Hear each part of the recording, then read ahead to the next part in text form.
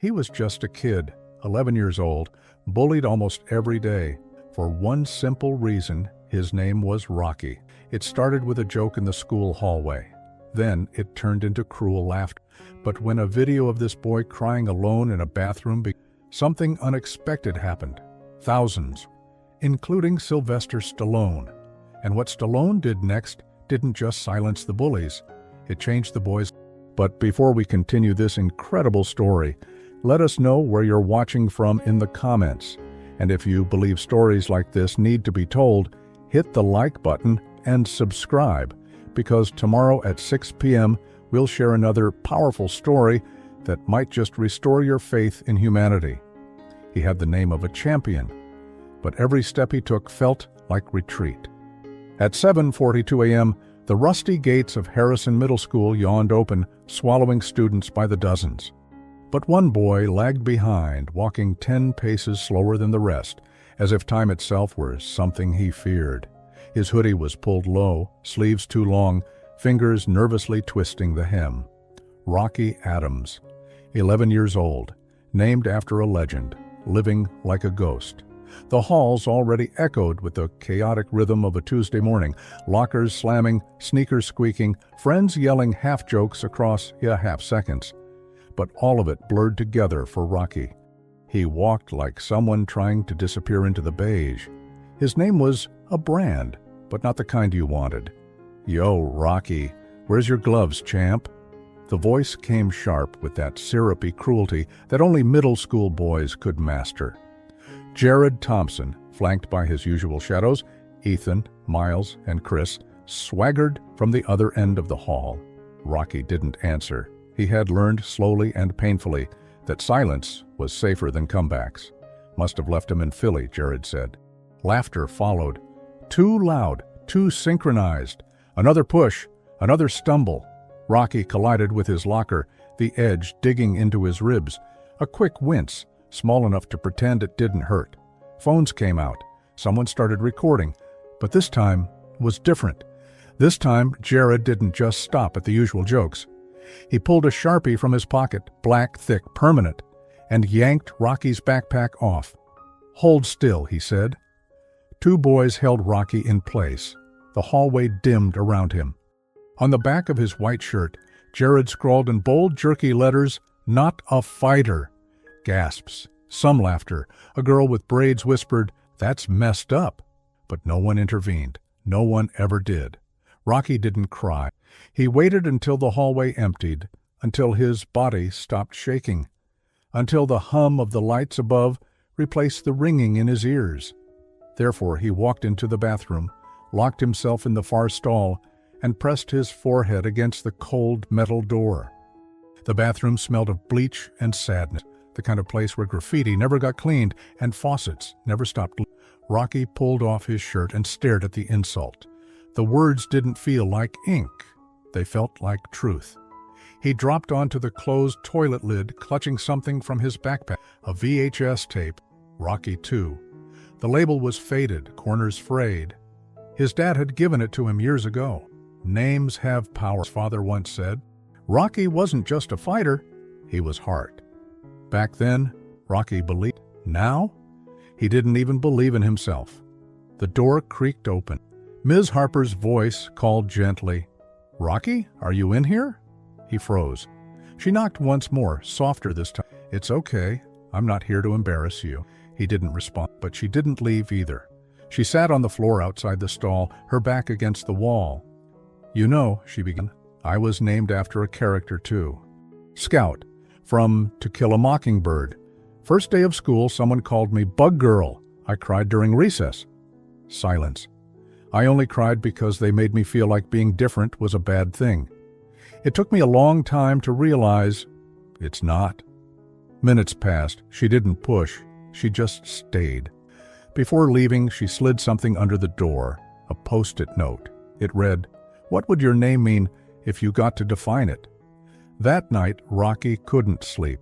He lay curled beneath a blanket patterned with planets and stars, replaying the day like a broken loop.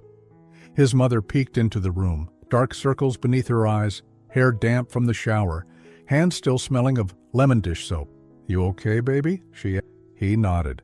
She didn't believe him. "I know school's hard right now," she said, sitting at the edge, "but names don't define who you are. What you do does." Rocky swallowed. "I don't want this name anymore." His mom paused. "You know what I wanted to name you? Jonah. But your dad insisted on Rocky, said you'd grow into it." Rocky turned to face the "What if I don't?" She kissed his forehead. "Then you'll redefine it." Therefore, Ms. Harper later that night opened her laptop. She typed into a fan forum she visited occasionally called Balboa Lives, a quiet place where people still quoted training montages and debated which sequel was the best. She posted a short story. "There's a boy in my class named Rocky. He's 11. Kids mock him for the name. Today someone wrote 'not a fighter' on his shirt. But later he wrote something beneath it, something raw. He wrote, 'So what if I'm not?' It wasn't loud, it wasn't poetic, but it was the bravest thing I've seen all year." She hit post and closed the screen. Meanwhile, in Beverly Hills, in a quiet office surrounded by scripts, golden statues, and a framed poster of Rocky, Sylvester Stallone sipped espresso and scrolled through emails. His assistant, Marcus, leaned into the doorway. "Hey, Sly, you might want to read this." Stallone's eyes flicked to the screen. He read the post, once, then again. He leaned back in his chair. Kids got heart, and just like that, the wheel turned. The next morning, Rocky walked into school wearing the same shirt, Sharpie words and all. Some kids stared, some snickered. Jared looked at him, confused, but Rocky didn't flinch. He didn't smile either, but he walked straighter. Ms. Harper passed him in the hallway. They didn't speak, but she nodded once, just enough, and Rocky nodded back. That night, after dinner, Rocky opened YouTube. There was a new notification. Sylvester Stallone has uploaded a new video. The thumbnail showed his weathered face against a black background. Title, "A Message for a Young Fighter." Rocky blinked, clicked, and what he heard next made his hands shake. Every hero questions before stepping into the ring. Rocky was no different. Only, his fight didn't come with gloves. It had been 2 days since Stallone posted the video. 2 full days. Rocky hadn't told anyone, not his mom, not Ms. Harper, not even himself, really. He watched it once. Then again. He memorized the words, carried them in his chest like armor, but he couldn't speak them aloud, because speaking them would mean believing them. Belief. On Thursday morning, he walked past Jared and the crew. Jared didn't sing, just stared, silent, still. Ethan nudged him, like, "Why aren't you doing anything?" But Jared just shrugged. Quiet for once, that silence, it was louder than the taunts, but the silence didn't mean peace, it meant confusion. It meant that power was shifting, and Jared didn't like that. In class, Rocky sat in the second to last row. Ms. Harper started a new unit on storytelling. "Every story," she said, "is about change." She wrote 3 words on the board: want, obstacle, choice. Characters want something, explain, but something gets in the way. Then they have to choose. Rocky stared at those words: want, obstacle, choice. He wanted to feel proud of who he was. His obstacle, the world. His choice, still undecided. At recess, he sat on the curb near the fence, hands in his lap, hoodie up. Inside his pocket, he kept a folded piece of paper, a transcript of Stallone's video. He had typed it himself. Printed it at the library after school, read it every night. You might feel like you're not strong, but strength isn't about punches. It's about getting hit and still moving forward. I was just a kid from nowhere. They called me dumb, slow, ugly, but I believed in something more. So if you're hearing this and you've been made to feel small, I just want you to know, you're bigger than they know. Ms. Harper saw him out there. She sat beside him. "I watched it too," she said. Rocky looked up. "You didn't tell anyone?" he asked. "I figured it was your moment to own, not mine to share." That's when he finally asked, "Do you think I'll ever feel like I earned the name?" Ms. Harper was quiet for a long time. "I think maybe you already have." That night at home, Rocky's mom found the printed transcript under his pillow. She didn't say anything, right? Just stared at it for a while. Then she knocked softly on his door. He sat up in bed. "You know I used to wear a shirt," she said. "It said Adrian on it, because I loved the movies, but mostly because I believed in the quiet kind of strength." She pulled a folded shirt from behind. It was old, but there it was, Adrian in red letters across the chest. "I saved it," she said. "Didn't know why. Now I do." She placed it in his hands. Therefore, Rocky wore the Adrian shirt to school the next day, not as a joke, not as a costume, but as a statement. Jared saw it, didn't laugh. Ethan started to, but Jared stopped him with a look. During lunch, Rocky sat alone again, but not for long. A girl from math class, Mia, walked over. "I liked the video," she said. He blinked. "You saw it? It's got almost 4 million views now." 4 million? "I liked what he said about being hit and still walking," she added. "My brother's in a wheelchair." People stare. "But he's tougher than anyone I know." Rocky smiled, small but real. "Thanks." Mia nodded, then sat down. That was the day things began to turn, not drastically, not like in the movies, but subtly, quietly, steadily. But progress invites resistance, and Jared wasn't ready to let go of control. He waited, plotted. He didn't want to humiliate Rocky in front of everyone again, no. This time it had to be smarter, sharper. He created a fake Instagram account, posted a clip of Rocky from weeks ago, crying in the bathroom stall. Someone must have recorded it. Caption: Rocky's greatest fight, with a paper towel. It spread fast, faster than the Stallone video. Rocky found out after dinner. His mom showed him, tears already in her eyes. "I'm so sorry, baby." He stared at the screen, froze. The pain was different this time. It wasn't just shame. It was betrayal. He didn't go to school the next day, didn't speak, didn't eat. He stayed in his room, watching the Stallone video again. Again, and yet he didn't cry. He printed a new piece of paper, same font, same format, typed out a new message. They'll try to make you feel like nothing. That's how they keep themselves feeling like something. Don't let them win. He taped it to the inside of his closet door, like a mirror of his mind. Ms. Harper texted his mom. His mom replied, "He's quiet, but he's okay." That night, someone knocked at their front door. It wasn't a neighbor. It wasn't Ms. Harper. It was someone in a black hoodie and jeans holding a manila envelope. He handed it to Rocky's mom, said, "I was asked to deliver this by hand," then walked away.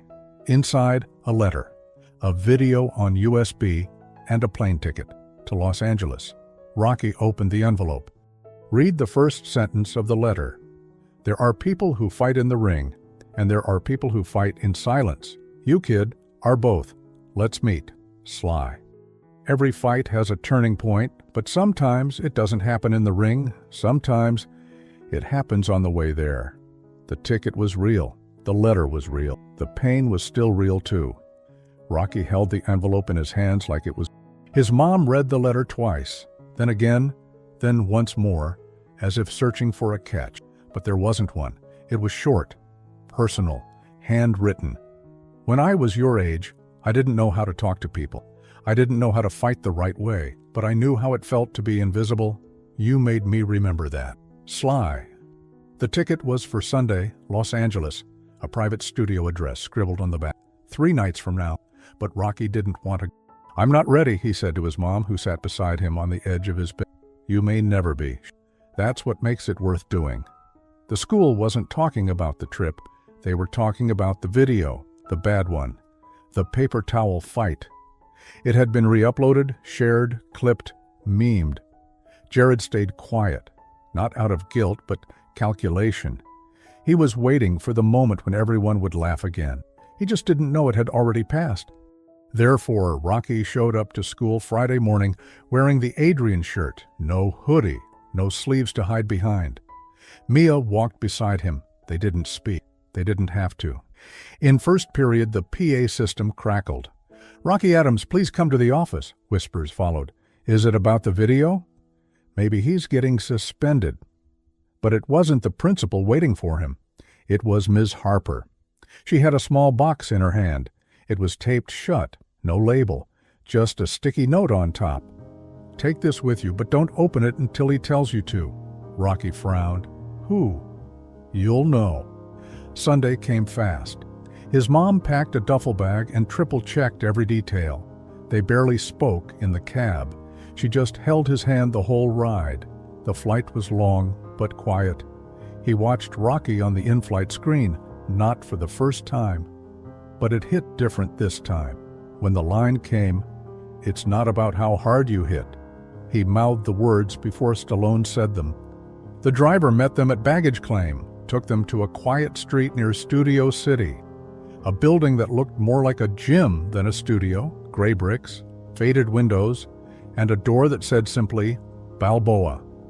Inside, it was colder than expected. Not temperature, energy, quiet, dim, focused. Photos lined the walls, black and white stills, boxing gloves framed in glass, a locker with Creed painted in gold, a punching bag hanging in the center, untouched. And then, a voice from the corner. "You made it." Rocky turned. He expected something different. More lights, more cameras, maybe bodyguards. But Stallone stood alone. Gray hoodie, worn jeans, no sunglasses, no scripts. Just a man. Older than the posters, but still him. "Hi," Rocky said, barely above a whisper. Stallone nodded.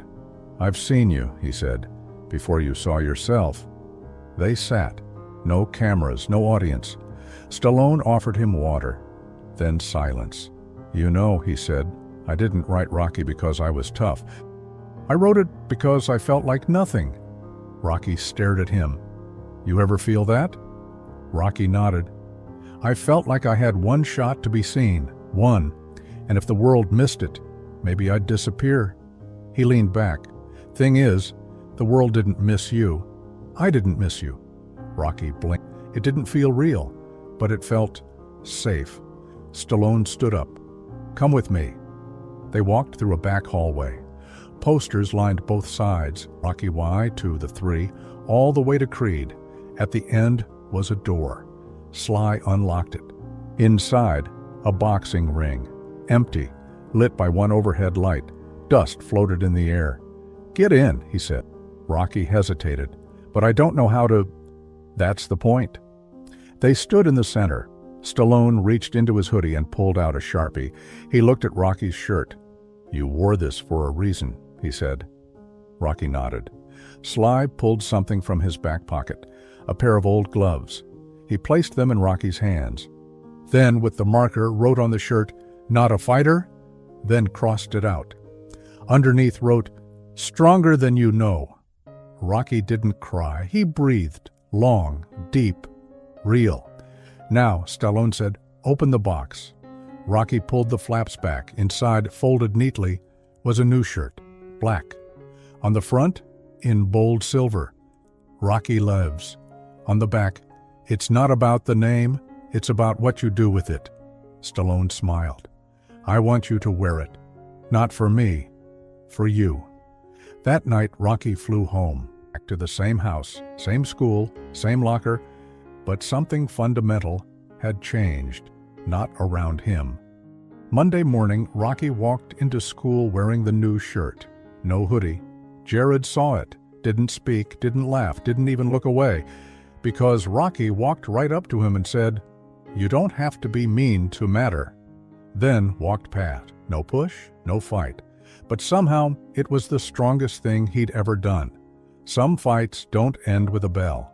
Some end in silence, when the whole world finally listened. The video didn't go viral over. That was never the point. But by the time Rocky walked into Harrison Middle that Friday morning, something had shifted. Not the weather, not the hallways, the air. The way people looked at him, the way their eyes, like they weren't just seeing a kid anymore, but a story they'd heard, a story that lived right here, walking past them, wearing a black shirt with silver letters that said, "Rocky Loves." Word had spread. The Stallone visit, the gloves, the message. Not because Rocky bragged, he hadn't told anyone, but someone had filmed it, someone from the studio. A short clip, just Stallone in the ring with him saying, "You don't need gloves to fight, you just need a reason." That clip was posted by the studio Monday morning. By Wednesday, it had 6.2 million views. By Friday, it reached the inbox of Harrison's principal. And by lunchtime, the school decided to make an announcement. But Rocky didn't want to be announced. He didn't want a spotlight. He wanted peace. So when Principal Dorsey called him to the office, he assumed it was about dress code. Instead, he was handed a sealed envelope. Inside, a letter from the superintendent. "We're proud of you, and more importantly, we're learning from you.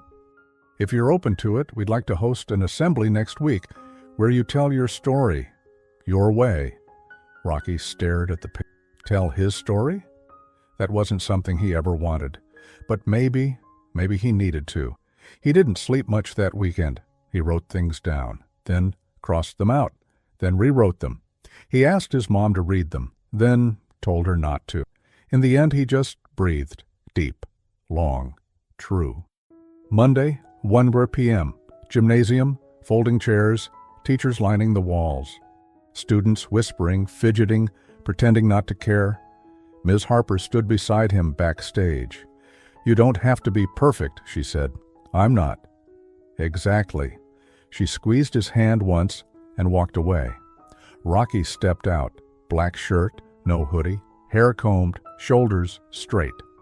A silence fell over the room like snow. He walked to the microphone, paused, exhaled, then began. "I used to hate my names," he said, "because it felt like I had to be something I wasn't." Pause. A few murmurs, no laughs. "I'm not strong, I'm not loud, I'm not fast. I cry sometimes, I freeze. I don't always know what to say." Pause. "But I know how to keep going. Even when it's hard, even when people laugh, even when it hurts." He reached into his pocket, pulled out the sharp, held it up. "This used to be used against me," he said. "Now I use it for me." He turned around. On the back of his shirt, in thick black letters, he had written, "I'm still standing." Silence, but steady, real. Even Jared clapped, a beat later than the others, but he did. After the assembly, Rocky didn't go home. He went to the art room, took a blank canvas, painted in black and white. A single word, "Enough," then hung it on the hallway wall. He didn't sign it. He didn't need to. Therefore, when Jared passed by later that day, he stopped, stared at the word, "Enough." He knew what it meant. Enough pretending, enough hurting others to hide himself. That night, Jared sent a message. No one knew, except Rocky. It read, "I'm sorry for the shirt, for the video, for all of it. You didn't deserve that. I did it because I didn't know how to feel okay with myself. I'm working on it." Rocky didn't reply. Not yet. But he saved the message, and that was enough. For weeks passed, people stopped staring, not because they forgot, but because they remembered who he really was. Not the kid from the video, not the boy Stallone met. Just Rocky. And that was finally enough. One afternoon, months later, a package arrived. No return address. Inside, a single glove, signed, and a note. Every fighter leaves one glove behind, so the next one knows they're not alone. Sly Rocky placed it on his shelf, right beside the VHS tape, the one with worn edges, and a name that no longer hurt, because now that name meant something entirely different. He had the name of a champion, and now he walked like it. Thank you so much for watching. Your time means everything to us, and we hope this story moved you as much as it moved us. If it did, please consider leaving a comment, sharing the video, and subscribing to the channel, because powerful stories deserve to be heard. Until next time, stay kind, stay strong, and never underestimate the impact of one small act of courage.